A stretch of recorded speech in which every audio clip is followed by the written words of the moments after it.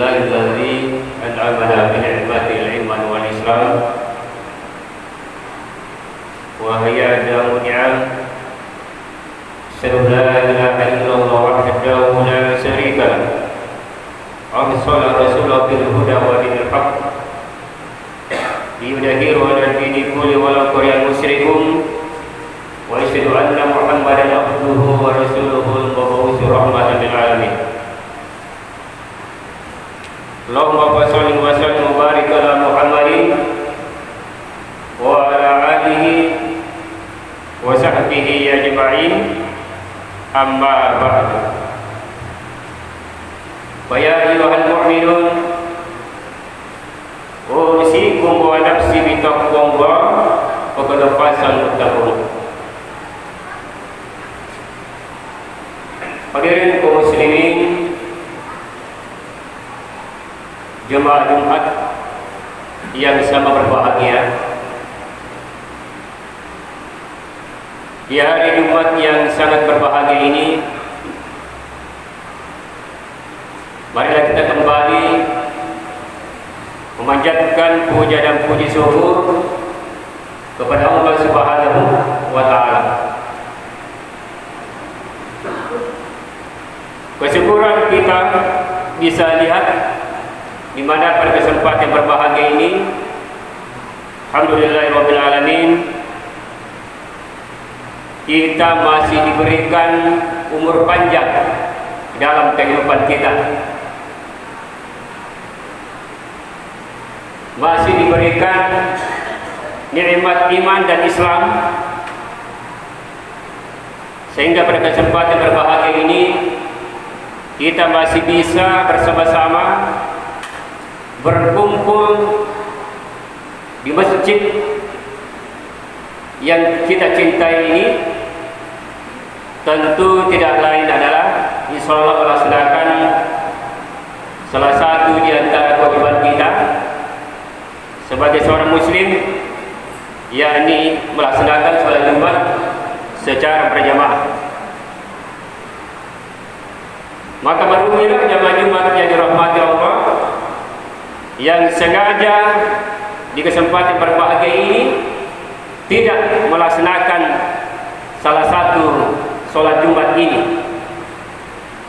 Namun demikian, jamaah yang berbahagia, marilah kita tetap senantiasa juga berdoa, mendoakan kepada saudara-saudara kita agar tetap melaksanakan daripada salah satu kewajiban ini, yang adalah sholat Jumat yang dilaksanakan secara berjamaah.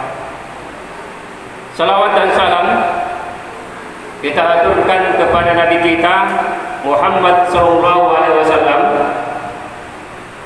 Mudah-mudahan kita sebagai pengikutnya paling tidak kita istiqomah di hari Jumat ini sesuai dengan hadis Nabi.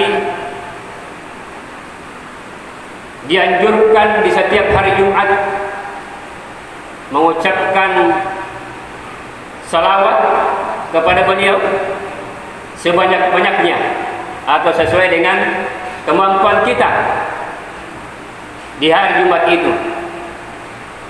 Karena kita tahu jemaah Jumat yang berbahagia bahwa yang memberikan keselamatan syafaat di hari kiamat nanti tidak ada nabi kecuali Nabi Muhammad SAW yang pertama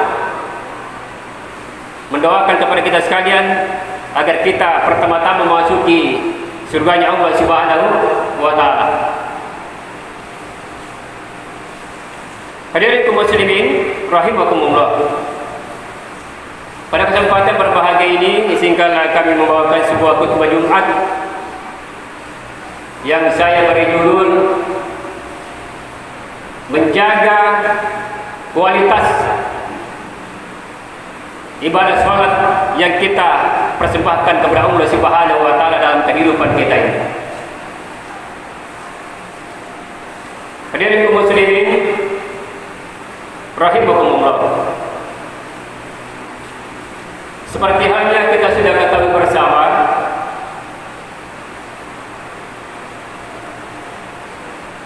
bahwa ibadah yang pertama yang akan diperiksa setelah kita meninggalkan dunia ini adalah perkara salat. Kata Rasulullah SAW, awwalu ma yuhasabu bil abdul yawmal qiyamati salat, fa in salat sayru amalihi, wa in fasadat sayru amalihi. Yang pertama-tama yang akan diperiksa setelah kita meninggalkan dunia yang tidak kekal ini adalah perkara salat. Kalau salat yang kita laksanakan jemaah Jumat yang berbahagia dilaksanakan dalam keadaan baik, sempurna, maka insya Allah semua ibadah yang kita lakukan di dalam kehidupan kita akan diterima juga dengan sempurna dan baik. Tapi kalau kita laksanakan dalam keadaan misalnya terburu-buru ataupun terlalu cepat atau tidak menunaikan daripada rukun-rukun yang sudah ditetapkan di dalam pelaksanaan itu, maka dikhawatirkan, kata Rasulullah SAW, akan buruk semua amalan yang pernah kita lakukan, termasuk puasa yang kita laksanakan dalam kehidupan keseharian kita, misalnya puasa Senin Kamis, atau barangkali sedekah-sedekah yang kita sedekahkan ke panti asuhan, atau berinfak untuk masjid yang kita cintai ini, dan lain-lain sebagainya. Itu dikhawatirkan nanti semua tertolak manakala ibadah yang kita laksanakan dalam hal ini salat kita laksanakan tidak sempurna, apalagi kita tinggalkan dalam kehidupan kita. Hadirin muslimin jemaah Jumat rahimakumullah. Oleh karena itu, bagaimana caranya kita menjaga salat yang kita laksanakan dalam kehidupan kita ini yang berbahagia? Tentu kita harus tinggalkan sifat-sifat atau tindakan-tindakan yang bisa merugikan diri sendiri maupun merugikan orang lain. Karena jangan sampai kita sholat dalam kehidupan kita dianggap kita ahli ibadah, melaksanakan sholat itu justru akan diberi suatu peringatan oleh Allah Subhanahu wa taala manakala kita melanggar daripada ketentuan-ketentuan yang digariskan di dalam ajaran agama kita. Salah satu di antaranya, pertama, sebagai seorang muslim itu tentunya sangat dianjurkan yang namanya dalam pergaulan kita terhadap sesama itu berbicara jujur. Tapi terkadang dalam kehidupan kita jemaah Jumat yang berbahagia sering bercokol yang namanya sifat munafik. Anda jangan sampai dalam kehidupan kita ada sifat dusta atau munafik dalam kehidupan kita ini. Sebagai manusia yang senantiasa diuji oleh Allah Subhanahu wa taala, dia khawatir akan menghapuskan dosa-dosa dan tidak menjaga daripada ibadah salat yang kita laksanakan. Karena kita kata bersama yang mana dikatakan seorang munafik itu misalnya, seperti yang kita sudah kata bersama dalam hadis riwayat Bukhari dan Muslim itu, bahwa ada 3 golongan atau kelompok. Dan dikatakan munafik itu adalah ketika dia berbicara, dia dusta. Ketika dia berjanji, dia ingkar. Dan ketika dia dipercaya, dia hianat. Ini berdasarkan hadis riwayat Bukhari dan Muslim. Bagaimana dengan evaluasi terhadap diri kita sampai saat sekarang ini? Terkadang dalam kehidupan sering terjadi. Itu bisa kita tahu, bisa kita lihat, misalnya kita dengar ketika ada saudara-saudara kita berbicara tentang keburukan. Misalnya salah satu contoh ini,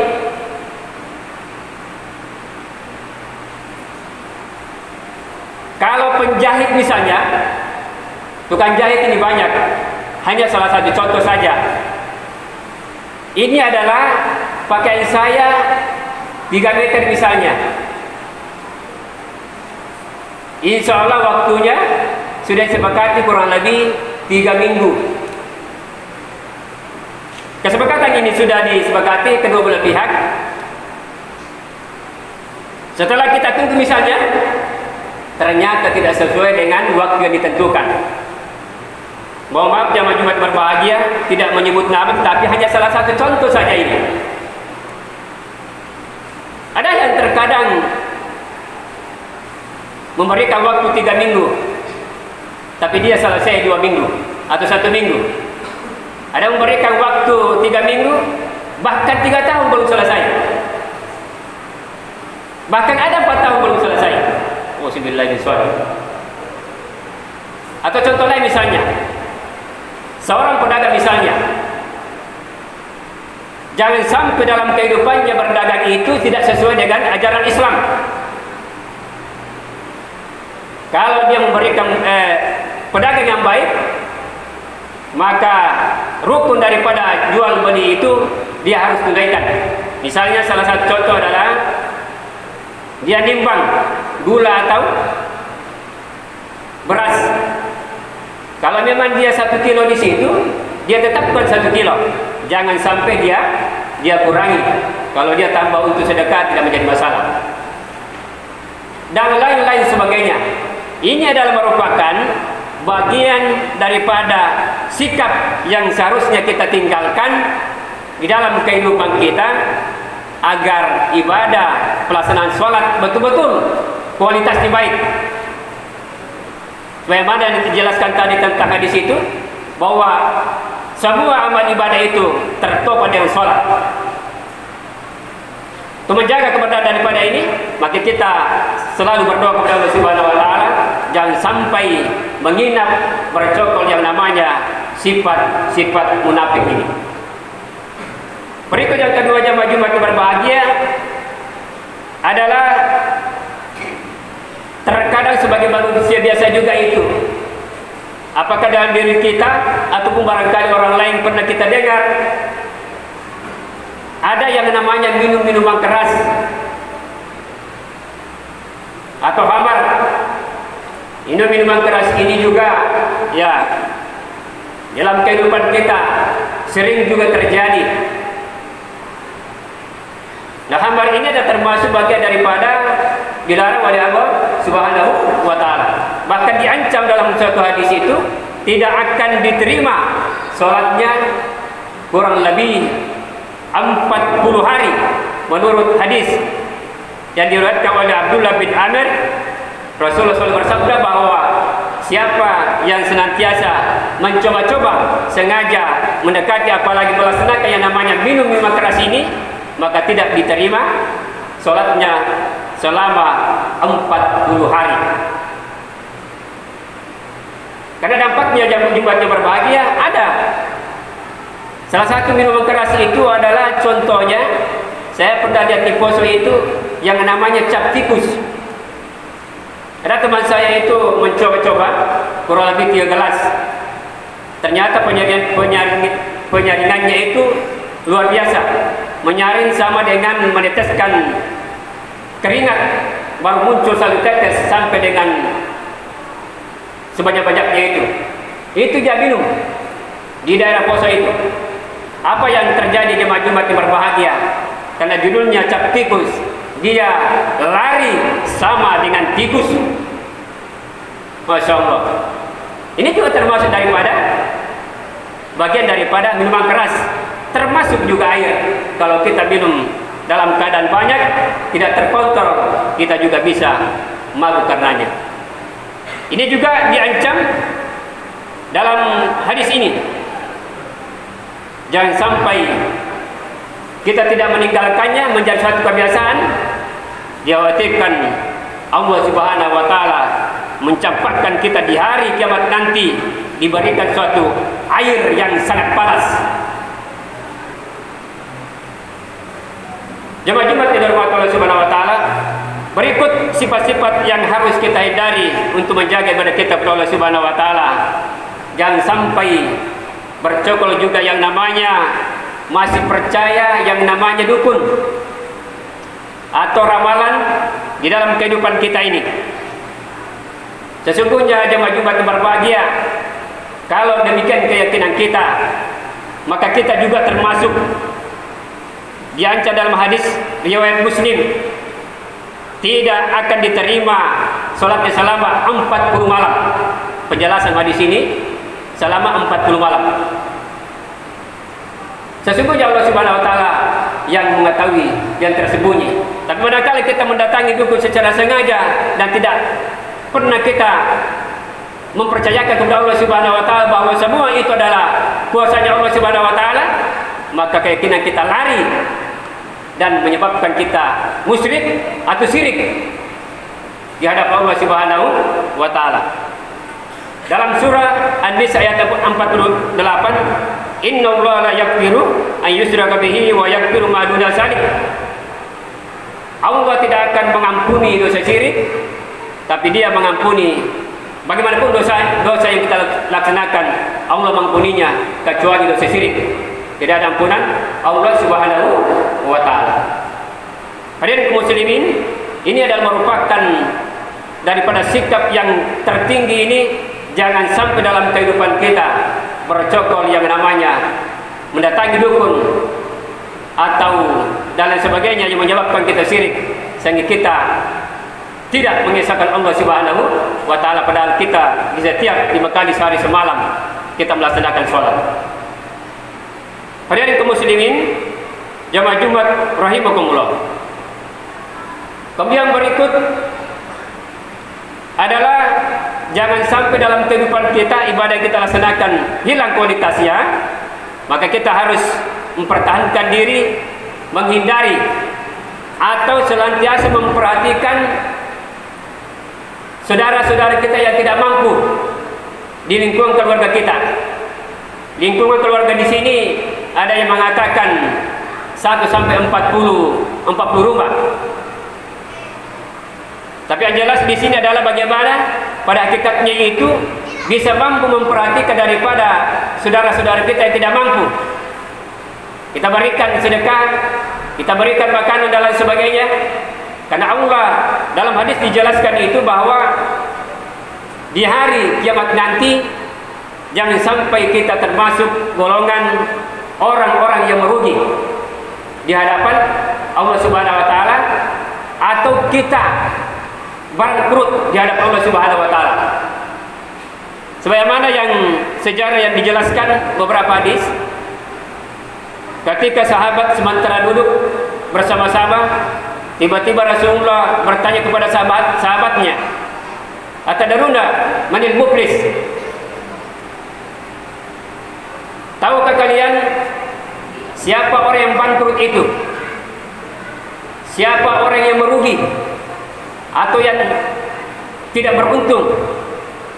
Ada yang sahabat mengatakan orang yang bangkrut itu adalah orang yang dipecat dari jabatannya. Ada juga sahabat yang mengatakan orang yang rugi itu adalah orang yang jualannya tidak laku dan lain-lain sebagainya pendapat pada saat itu. Tapi apa kata Nabi pada saat itu? Bahwa orang yang bangkrut di hari kiamat nanti, kata Rasulullah SAW, itu adalah orang yang selama hidup di dunia tidak memperhatikan saudara-saudaranya yang fakir dan miskin itu. Jadi mereka di hari kiamat nanti dia menuntut bahwa benar ya Allah, dia orang kaya, dia orang mampu, tapi tidak pernah dia perhatikan selama hidup di dunia. Ketika demikian adanya, maka semua pahala harta kita diambil olehnya, dan kita termasuk di hari kiamat nanti termasuk orang-orang yang merugi di hadapan Allah Subhanahu wa taala. Jemaah Jumat dirahmati Allah Subhanahu wa taala, demikianlah khutbah singkat yang sempat saya sampaikan pada kesempatan berbahagia ini. Mudah-mudahan kita termasuk salah satu golongan yang senantiasa menjaga keberadaan sholat yang kita laksanakan dari sifat-sifat yang buruk yang menyebabkan kita nantinya terhalang dan tidak diterima dibalik kitab Allah Subhanahu wa taala. Barakallahu li wa lakum fil Qur'anil azim wa nafa'ani wa iyyakum bima fihi min ayati wa zikril hakim wa taqabbala minni wa minkum tilawatahu innahu huwas samiul alim.